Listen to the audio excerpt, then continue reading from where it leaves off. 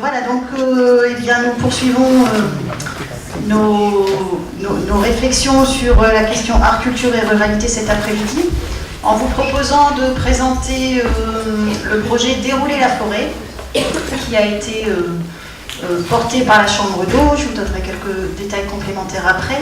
La présentation va se dérouler en 3 temps. D'abord, nous allons avoir des lectures mises en voix. Ensuite, moi, je vous présenterai le projet, et puis Léa, qui est à côté de moi, qui est doctorante en géographie au laboratoire Discontinuité, nous proposera quelques questions qui seront là pour alimenter, questionner les débats de l'après-midi. Alors, je précise juste que l'idée de vous présenter Dérouler la forêt, ce n'est pas d'en faire un projet exemplaire, hein, mais vraiment de pouvoir nous permettre, à partir de ce projet, de poser un certain nombre de questions qui sont celles qui nous traversent aujourd'hui.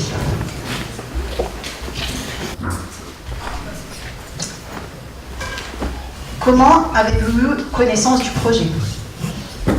Je suis bibliothécaire dans une commune du pays de Mormal. Un membre de l'équipe de la Chambre d'eau est venu en parler à la bibliothèque. C'est comme ça que j'ai entendu parler de Dérouler la forêt la première fois. Moi, je travaille à la communauté de communes qui était partenaire de la Chambre d'eau. C'est sur mon lieu de travail que j'ai eu connaissance de cette action. Moi, c'était lors d'une soirée consacrée au projet qui avait été organisée à la Chambre d'eau. Je suis une habituée des activités de la structure. Nous, avec les collègues de l'école, nous avons participé à une réunion d'information. Mais c'était au tout début, au Carré des Saveurs de Marouane. C'est vrai, on avait reçu des cartons d'invitation. Je connaissais déjà une des artistes. C'est elle qui m'en a parlé. Et c'est ce qui m'a encouragée à participer. Moi aussi, je connaissais Titi. C'était mon professeur de gravure à l'école d'art de Saint-Quentin. C'est avec grand plaisir que je suis venu voir la restitution du projet à Guénon. C'est une amie à moi qui participe au cours de gravure de Saint-Quentin donné par Titi Bergès. Je suis venue avec elle. Moi, j'ai lu un article dans le journal. Ça m'a interpellée et je suis venue voir l'expo. J'ai reçu un mail de la Chambre d'eau, ils en parlaient. C'est la mairie du Fabrique qui m'a envoyé un mail. Dérouler la forêt avait déjà démarré quand je l'ai découvert. C'était à l'Art en Grange. Ils avaient fait une soirée, une sorte de spectacle qui mêlait danse, gravure et lecture sur le thème de la forêt. Moi, un jour, j'ai vu une grosse lettre en bois installée sur la place de mon village. Il y avait un petit panneau qui donnait des explications. Nous, à la mairie, on a eu connaissance du projet par Monsieur M, qui participe aux différentes réunions culture et loisirs. C'est aussi la communauté de communes qui nous en a parlé. J'ai fait connaissance avec Tali, une des artistes, à la fin de la résidence. Mais j'ai quand même trouvé ma place. Qu'est-ce qui vous a donné envie de venir, puis de revenir? C'est le thème qui m'a séduite par son originalité. C'était une résidence connectée directement au territoire et à l'environnement. La forêt était au centre de la création, mise à l'honneur. La forêt, c'est notre patrimoine commun dans le territoire. Ça m'intéressait d'en savoir plus sur cette forêt qui est au cœur de tellement de débats. A priori, dès que j'ai pris connaissance du projet et de sa thématique, je savais que je devais y participer. J'aime la présence des arbres, j'apprécie les promenades en forêt pour le calme, les odeurs et les couleurs. Ce qui m'a plu là-dedans, c'est de voir l'ampleur de Dérouler la forêt, qui concernait tous les habitants des 53 communes de l'intercommunalité. J'avais le choix pour participer entre différentes disciplines, et c'était varié. Forcément, j'allais découvrir quelque chose de nouveau. C'est l'idée de participer à la réalisation d'une œuvre collective qui m'a plu. Je suis revenue aussi pour la convivialité, parce que j'avais rencontré de nouvelles personnes. Et moi pour le plaisir de travailler avec Titi. Il y avait comme une solidarité à avoir vécu, créer quelque chose ensemble, une confiance aussi que les choses se passeront bien. Est-ce que vous avez hésité à participer? J'étais la seule enseignante volontaire dans mon école et je me suis sentie un peu isolée. C'est pour ça que j'ai aussi participé au projet de manière personnelle. Ma participation a été réduite du fait de mon emploi du temps bien chargé. Membre d'une association active sur la communauté de communes et sensible à la question de la forêt, nous avons été contactés par plusieurs artistes et responsables. Le projet nous est paru compréhensible pour nous, mais moins pour la population. La plupart des actions nous ont paru insuffisamment réalistes dans leur connexion aux sensibilités de la population. À la mairie, on aurait bien aimé qu'au moins une personne soit mieux formée au projet pour mieux sensibiliser l'ensemble des acteurs. Et nous, dans l'équipe municipale, on a trouvé que la lisibilité de dérouler la forêt était difficile, vu l'étendue du projet à 53 communes. On aurait participé plus facilement si l'action avait concerné un territoire plus réduit, avec des habitants plus informés. Pour ma part, je n'ai eu aucune hésitation à participer. J'ai tout de suite pensé à impliquer mes élèves. Quelle place pensez-vous avoir pris dans le projet? La place d'une enthousiaste qui a contribué à l'élaboration du projet avec beaucoup de plaisir. De mon côté, j'ai eu différentes casquettes. En tant que membre actif de la Chambre d'eau, j'ai participé à des décisions collectives concernant les actes matériels et financiers. À titre plus personnel, j'ai participé directement aux créations collectives. Je me suis senti ambassadrice et j'ai essayé de parler de tout ça et d'impliquer les gens autour de moi. J'ai participé avec mes élèves, mais c'est seulement lors de l'exposition qu'ils ont pris conscience que d'autres avaient travaillé sur ce projet. Sinon, nous étions un peu isolés les uns des autres. Ah non, les miens ont vite compris l'enjeu de leur travail, bien expliqué par les artistes, et que l'on peut mener à bien une œuvre collective. Les élèves étaient trop jeunes pour percevoir cette idée de travail collectif à grande échelle. Mais ils ont eu conscience de travailler ensemble à l'échelle de l'école. À titre personnel, j'ai eu l'occasion de faire partie des garuleurs, les lecteurs qui redonnaient voix aux témoignages écrits sur la forêt. Nous, au syndicat d'initiative, on a donné plusieurs coups de main. On a participé à la construction des lettres géantes qui faisaient partie du projet. On a trouvé un local pour les construire. On a fourni la peinture. Et on a installé une lettre dans notre commune. On a aussi aidé à la communication du projet, à travers les réseaux de la commune, Facebook, le journal municipal, les affiches, etc. Lors d'un de nos événements, on a aussi invité une des artistes à venir travailler avec les personnes présentes. Nous aussi, on a accueilli une lettre dans notre commune. Au cours de la résidence, il y a eu plusieurs comités de pilotage avec des acteurs locaux, associations, particuliers, écoles.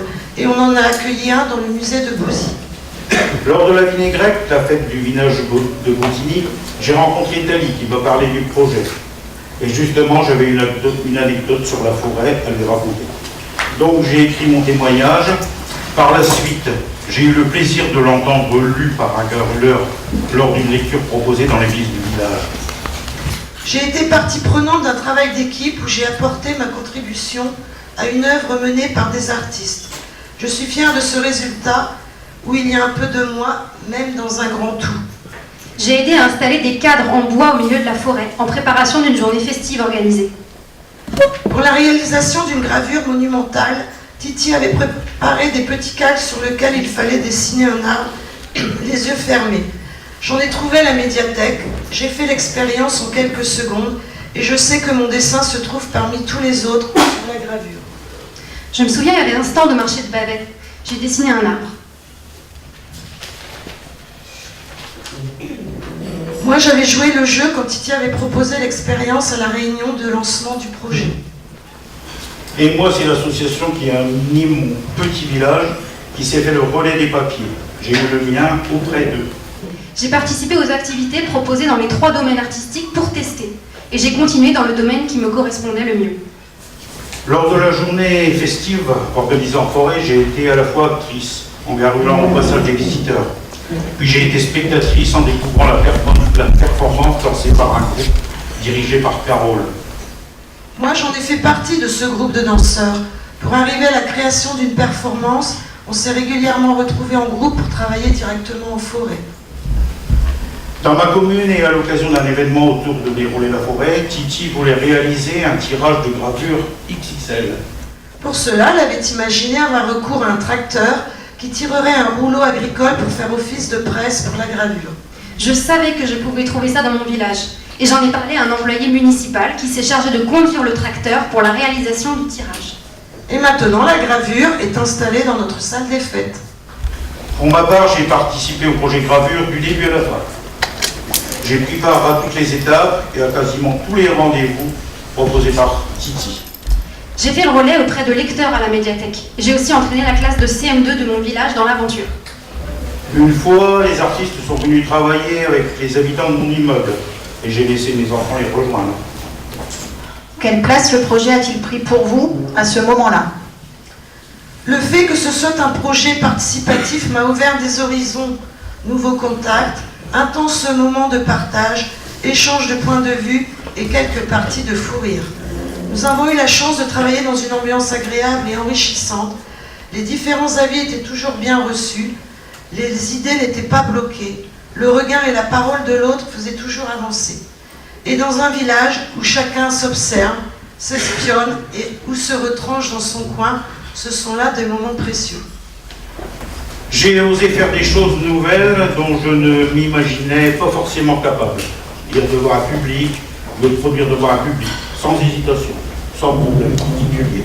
Mon regard sur moi-même a changé. Ce qui me rend vivante, c'est être pleinement engagée dans le moment présent. Ça a été une belle aventure et de belles rencontres. L'occasion d'un échange différent avec les artistes. Pour moi, le projet a pris une place importante. J'ai découvert, expérimenté différentes formes d'expression en équipe, dans une atmosphère de liberté créative, en échangeant avec les autres et en étant proche des artistes qui menaient les projets. Ce projet a été pour moi l'occasion d'associer culture, rencontres, échanges. Je me suis approprié le projet, comme les artistes, je pense, du fait d'y avoir été impliquée dans différents domaines. C'est un projet qui fut riche artistiquement, mais aussi humainement, car les différentes compétences des personnes de ce territoire ont contribué à l'élaboration du projet, à son existence et à son aboutissement. Il a servi de lien dynamique entre les communes, les habitants d'une même commune, les diverses classes sociales et générations. Bref, à quand le prochain ? Je garde en mémoire la lecture dans l'église et ma rencontre avec un texte que j'ai découvert au moment où il a résonné face au public. Je me souviens aussi de la lecture que j'ai faite au Quénois. J'avais choisi un texte, je l'ai offert à une collègue qui m'a dit tout est venu que c'était l'histoire de son grand-père. Des belles rencontres. Merci.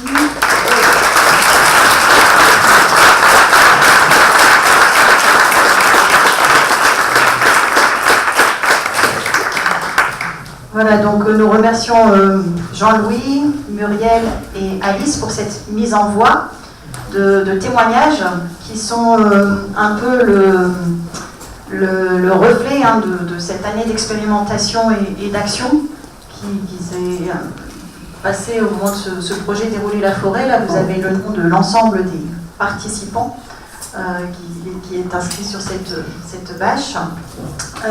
L'idée, c'était de faire une évaluation de ce projet qui ne soit pas que quantitative, donc avec des chiffres, on peut vous les donner, 64 rendez-vous scolaires, 9 événements, 30 partenaires, 2000 personnes touchées, mais également d'en faire une évaluation qualitative en pointant un peu ce qui avait pu amener déjà les participants à ce projet et quels avaient été les différents impacts à un tout niveau. Et là, dans la mise en voie, vous avez pu percevoir qu'il y a vraiment les différents participants avec chacun, on devinait, les enseignants, les habitants, les différents acteurs du territoire qui ont pu, comme ça, faire remonter finalement leurs sensations, leurs impressions après cet événement. On peut passer à l'image suivante, donc juste pour vous resituer rapidement, je ne vais pas le redévelopper, parce qu'il y a beaucoup de choses qui ont été dites justement à travers les témoignages, mais c'est un projet donc, qui est porté par la Chambre d'eau en tant que structure du territoire. Et on a dit ce matin aussi l'importance de ces structures relais comme maillage qui permettent justement le maillage du territoire. C'est un projet qui a été financé donc, avec différentes finances publiques, celles de l'État, de la région, du département, de la communauté de communes, mais aussi des finances privées, au travers d'une part du mécénat de l'entreprise Ouest. Alors ce qui est intéressant, c'est que ce mécénat a ensuite enclenché la résidence d'entreprise dont ceux qui étaient dans l'atelier de Benoît ce matin sur la question de artistes en entreprise ont pu parler de manière plus approfondie. Donc vous voyez comment aussi les effets se sont produits par la suite de ce projet Dérouler la forêt. Et également le financement de la fondation Carasso au travers d'un appel à projet qui s'appelait Art et Territoire, qui a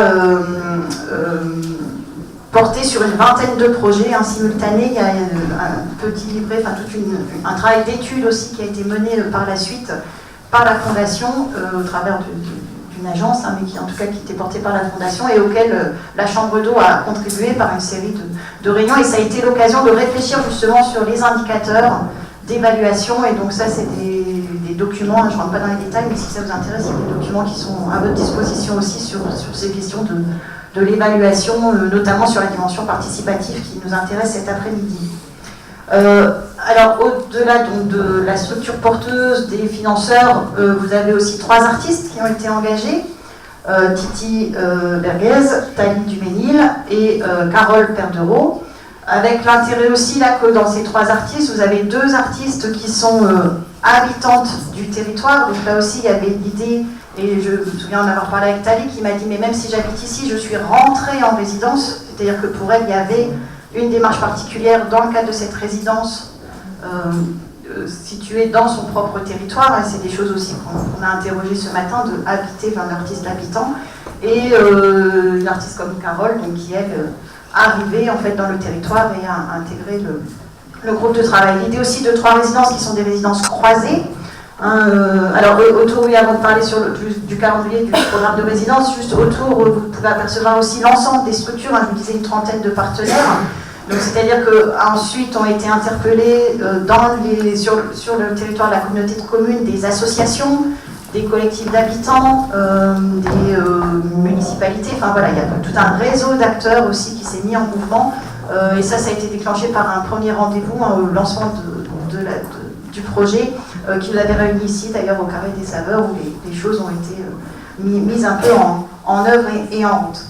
On peut regarder donc sur le document suivant le territoire, c'est évoqué à plusieurs reprises dans le témoignage, en 53 communes, et ça correspondait à ce moment un peu historique dont parlait Vincent ce matin, qui est la transformation territoriale des territoires et de la mise en place de l'intercommunalité du pays de Mormal, avec ces 53 communes donc réunies. Donc vous avez la cartographie qui apparaît ici, et donc en sachant que les différentes associations, structures qui sont mises nommées sur la diapositive précédente maillent donc ce territoire, et qu'il y a eu ce travail aussi de mobilité intra-territoriale, mais qui est quand même une question importante aussi. L'autre point aussi qui est à noter, c'est la co-construction de ce projet, c'est-à-dire que les artistes sont arrivés avec une idée, mais qui ne préfigurait pas l'ensemble du projet.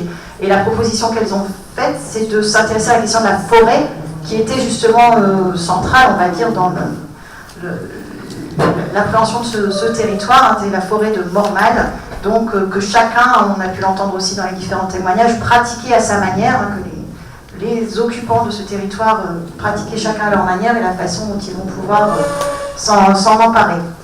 Sur l'image suivante, on verra le calendrier qui a présidé à ce travail de dérouler la forêt. Donc c'est un calendrier sur un temps long, et ça aussi je pense que les questions de temporalité, ce sont des questions qu'on a évoquées, enfin qu'on évoque en tout cas quand on travaille dans les différentes rencontres auxquelles j'ai pu assister sur cette question d'agriculture et la question de la résidence aussi. Et là donc on a des temps forts qui sont, donc c'est peut-être pas très lisible parce que si on peut peut-être éteindre la lumière, mais voilà, donc vous avez un effet graphique qui permet de voir à quel moment les artistes étaient en résidence, donc en sachant qu'il y avait une pratique croisée quand on parlait des 3 domaines dans les témoignages aussi. Thalie est du côté de l'écriture, elle est auteure. Titi Berguez est plasticienne, elle avait proposé ici un travail de dessin, vous avez entendu, c'est des dessins d'arbres et de gravure. Et Carole Perdereau est chorégraphe, et donc elle avait proposé une approche sensible et physique avec des temps d'atelier à la fois en salle, notamment dans certaines périodes hivernales, et aussi d'appréhension directement du territoire de la forêt. Et donc ces ateliers étaient proposés, enfin les périodes de résidence des artistes étaient parfois simultanées et parfois se chevauchaient, donc il y avait vraiment eu ce travail sur la temporalité de résidence, et des temps forts qui permettaient parfois donc de rassembler l'ensemble des acteurs et les différentes productions produites dans ces ateliers. Alors juste pour rapidement resituer, Thalie avait proposé de faire un travail de collecte de témoignages autour de la forêt. Vous avez entendu plusieurs fois le mot garuleur. Les garuleurs, ce sont les personnes qui se sont emparées de ces paroles de témoignages et qui les ont retranscrites à certains moments dans différents événements, que ce soit dans la forêt, soit au moment de la restitution finale qui avait lieu, elle, à Le Quesnoy, dans une salle d'exposition. Donc c'est temps de garulerie. Titi a travaillé donc avec ce travail de gravure où elle est partie des petits dessins d'arbres et qui ont permis de constituer des vastes compositions collectives. Et je pense que Léa interrogera cette question de l'œuvre participative ou collective, d'interroger un peu ces termes-là. Et Carole, donc avec un groupe de personnes, a pu travailler, appréhender ces éléments en partant de l'expérimentation physique. Dans la méthodologie de travail des artistes aussi, on peut noter qu'elles s'étaient réunies autour de verbes qu'elles avaient fait émaner de leur réflexion autour de la forêt, après avoir appréhendé justement physiquement le territoire, et à partir de ces différents verbes, elles sont parties sur les propositions d'action, mais tout ça s'est construit en marchant, c'est-à-dire qu'au départ, elles n'avaient pas forcément préconçu l'ensemble de ce que je viens de vous décrire une fois que le projet est terminé.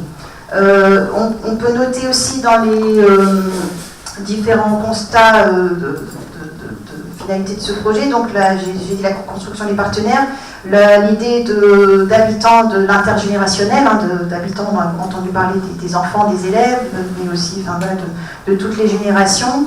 Et surtout aussi, ce qui était intéressant, c'était la confrontation des points de vue, puisqu'il y avait aussi bien donc, les chasseurs que les écolos, les ramasseurs de champignons, les promeneurs, ceux qui n'allaient jamais dans la forêt, qui habitent à côté mais qui n'y allaient pas. Donc il y a eu vraiment ce croisement de points de vue et de questionnement à partir de cet objet qu'est la forêt. Et donc là, ce que je propose, c'est de passer justement la parole à Léa, qui à partir de cette expérience va pouvoir soulever un certain nombre de questions qu'on vous propose de fait, de garder bien en tête pour qu'elle puisse alimenter les différents ateliers de cet après-midi. Et là, vous avez donc aussi un diaporama qui vous permet de visualiser un certain nombre d'images de ce projet Dérouler la forêt. Donc je passe la parole à Léa, qui nous accompagne aussi dans ce travail qu'on mène d'action et qui est toujours aussi porté par un souci de réfléchir à ce qu'on est en train de faire. Et Léa nous accompagne aussi dans ce travail. Donc je te passe la parole. Merci, alors bonjour à tous. Première chose que je voulais dire avant de commencer, c'est que contrairement à tous ceux qui ont parlé jusqu'à présent, je n'ai pas participé à Dérouler la forêt. Je suis arrivée, j'ai pris contact avec la chambre d'eau à la fin du projet, et du coup je suis plus attachée à une dimension de bilan et d'évaluation de ce projet plutôt que vraiment, je ne peux pas vous raconter la participation telle qu'elle a été vécue parce que je ne l'ai pas vécue. L'idée quand même est d'interroger le projet et de soulever des questions qui seraient peut-être des questions plus générales sur les démarches participatives telles que ce projet. La première question, en effet, et tu l'as déjà un peu soulevée, c'est d'essayer de savoir si on est sur une production collective ou si on est sur une production participative. Par production collective, il est souvent entendu, c'est souvent entendu comme une activation des spectateurs, une activation individuelle dans une proposition artistique qui serait interactive. Selon moi, Dérouler la forêt va un peu plus loin, et c'est en ça qu'en fait on est sur une production participative, c'est qu'il y a une prise en charge, une prise en considération de la dimension sociale du territoire, dimension sociale qui est à la fois une ressource pour la création, mais qui est aussi peut-être un enjeu, explicite ou non, dans ses effets. D'ailleurs, la Fondation Carasso, dans son appel Art et Territoire, soulève bien cette question de la dimension sociale de l'art participatif. Elle écrit en effet « Quels que soient les publics, le rôle fondamental de l'art comme vecteur d'enrichissement personnel est aujourd'hui reconnu. L'art est aussi un moyen d'exercice de la citoyenneté et de compréhension de la société, permettant ainsi de concourir au vivre ensemble sur un même territoire. L'art permet de rapprocher, d'expérimenter, de confronter, de transmettre, de contribuer à ce vivre ensemble. » Donc on voit bien que cette dimension sociale, elle est demandée dans l'appel et elle est réalisée dans le projet Dérouler la forêt.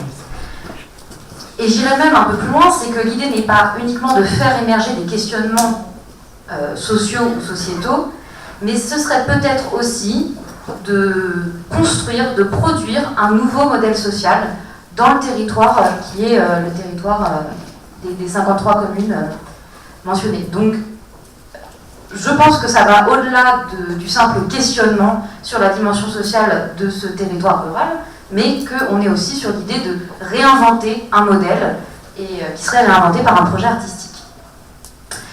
Par ailleurs, les artistes de Dérouler la forêt, ils n'ont pas produit d'œuvres finies. Enfin, il y a eu une production d'œuvres, mais c'est essentiellement dans les situations qu'ils ont créées qui les ont permis en fait de mettre en relation les participants qui sont de nature différente. On est sur des partenaires scolaires, des associations, des représentants, des élus, des habitants. L'idée est de mettre en relation tous ces participants autour d'un même projet, autour d'un même objet, même territorial, qui serait la forêt de Mormal. Et en ça rappelle ce qui a été évoqué ce matin déjà, l'esthétique relationnelle de Nicolas Bourrieux, où on met en relation différentes parties prenantes du territoire, et de cette mise en relation naîtrait justement des réflexions et le changement possible d'un modèle social. C'est en ça qu'on serait sur un projet qui serait éminemment émancipateur, en fait, dans cette idée performative de changement d'une situation actuelle. Alors vous voyez, il y a aussi une deuxième question qui émerge, qui est la question des mots de la participation. En effet, on emploie art relationnel ou esthétique relationnelle, on a parlé aussi d'art contextuel, d'art participatif. Ce matin, dans l'atelier dans lequel j'étais, qui était investir les espaces publics, on a parlé d'art en espace public, on parle aussi d'engagement social des artistes ou de l'art engagé. On a une terminologie en fait assez vaste pour essayer de décrire et de capter cette réalité des projets qui est en fait assez variée. Alors il y a une chercheuse, jeune docteur qui s'appelle Estelle Zong, qui est historienne de l'art, qui propose une définition de l'art participatif, qui est une définition minimale, mais qui a au moins le mérite de recouvrir toutes ces réalités-là. Et elle fait tenir l'art participatif à deux éléments essentiels. Le premier, c'est que la création se fait hors atelier, et elle s'inscrit dans l'espace social. L'espace social et ou public, c'est possible aussi d'en discuter. Mais en tout cas, voilà, c'est une création hors de l'atelier. Et le deuxième élément fondamental, c'est que c'est une création qui se fait en collaboration et en présence des artistes et des participants. Et qu'on n'est plus sur l'image d'un artiste solitaire, mais qu'on est bien au contraire sur l'image d'un artiste intégré et qui travaille en collaboration. Alors bien évidemment, et je pense qu'on va le voir avec les ateliers de cet après-midi, il y a une pluralité de formes et de modes de production de ces projets qui les rendent difficilement qualifiables et qui contribuent à complexifier justement cette tentative de définition de ce qui se passe. Alors on peut essayer de définir ces projets par leur évaluation, en effet, c'est ce qu'essaye de faire la Fondation Carasso et c'est ce que la Chambre d'eau aussi a essayé de faire dans une évaluation qualitative et c'est ce qu'on vous a présenté, c'est l'idée d'évaluer la réception de ces projets et les effets qu'ils ont pu avoir sur les participants. Bien évidemment, vous voyez que ce n'est pas évident parce qu'on est sur une matière qui est une matière sensible, issue d'expériences vécues, ressenties, incarnées, parfois individuelles, parfois chargées d'émotions. Et c'est pas toujours évident d'évaluer et de savoir quoi faire de cette matière qui est en fait une matière sensible. Alors du coup, on peut essayer de tenter une évaluation qui ne serait pas une évaluation de la réception, mais une évaluation de la conception en amont de ces projets.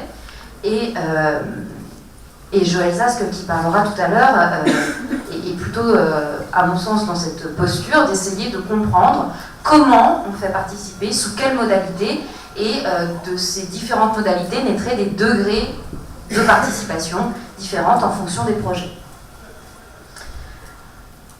Alors la troisième question vraiment fondamentale, elle a déjà été un peu soulevée et un peu en demi-teinte ce matin, c'est la question du dispositif politique qui peut accompagner un dispositif artistique dans le cadre de démarches participatives. Alors déjà j'aimerais juste préciser que dispositif politique il peut être de deux natures, il peut être du côté du politique et du côté de la politique. Pardon. Du côté du politique, on est plutôt sur l'idée que c'est un projet qui soulève des questions quant à l'organisation collective d'un espace pour tenter de réinventer des nouvelles formes de vie en commun, de partage du commun. Et en ça, on n'est pas sur une dimension politique de la politique, mais plutôt sur l'idée d'une organisation collective et justement d'une prise en charge d'un modèle social, de son renouvellement par la création artistique, etc. Donc ça, c'est un dispositif politique qui existe. Et voilà, on peut essayer de se poser la question de ces spécificités en territoire rural de ce type de dispositif. Par ailleurs, voilà, le dispositif politique réfère aussi à la politique, dans le sens où justement, quel est le rôle des institutions, des représentants de ces institutions, des financeurs, etc., qui en fait suivent, accompagnent ce type de projet participatif. On a une prise en considération de plus en plus forte de ces questions-là auprès des élus et auprès des représentants, mais on reste un peu sur je dirais, de la bidouille ou quelque chose d'assez brouillon. Et on pourrait justement essayer de se poser la question, est-ce qu'il y a des manières de faire, des bonnes pratiques dans ce domaine ou pas? Alors, pour conclure, je citerai juste Claire Bishop, qui a beaucoup travaillé sur l'art participatif, où elle résume un peu ce que j'ai dit. Elle dit « L'artiste est moins conçu comme un producteur individuel d'objets distincts que comme un collaborateur et producteur de situations. L'œuvre d'art comme objet fini, transportable, susceptible d'être vendu, est réinventée en objet continu ou d'une durée longue, avec un début et une fin indéterminés. Le public, auparavant conçu comme regardeur ou spectateur, est repositionné comme coproducteur ou participant. » Donc voilà, c'est un peu les trois dimensions, le statut de l'artiste, le statut de l'œuvre et le statut des spectateurs qui est interrogé. Donc en essayant de construire cette rencontre et cette introduction aux ateliers, on a réfléchi à une série de questions qui pourront être développées justement lors de ces ateliers. Ces questions, la première, c'est quels sont les soutiens à ces démarches participatives, comment on les soutient et comment on peut aider à leur pérennisation. À l'inverse, quels en sont les freins, qu'est-ce qui fait entrave à ce type de projet, à ce type de démarche. La troisième question, elle concerne les rôles des métiers de la médiation dans ce type de projet et dans les processus qui se veulent participatifs. En effet, comment on mobilise, comment on sensibilise à ces questions. On l'a vu dans les retours de participants, il y a cette question de la formation et de l'information qui domine. L'idée aussi, c'est de comprendre le rôle ou les rôles des structures telles que la chambre d'eau, là, dans le cadre de Dérouler la forêt. Ces structures un peu qui pourraient aider à ce type de création et qui sont les tampons, je dirais, justement, entre un dispositif politique et un dispositif participatif. L'idée aussi, c'est d'essayer de comprendre quels sont les mots. Comme je vous disais, il y a tout un lexique qui est peut-être à inventer autour de ce type de projet. Donc voilà, quels sont les mots de la participation et comment on les utilise. Et la dernière question, elle concernerait plutôt les spécificités de ce genre de démarche en milieu rural. Est-ce qu'il y a des spécificités au milieu rural pour l'élaboration, la conception de ce type de projet? Voilà, donc je vous invite à y réfléchir en atelier.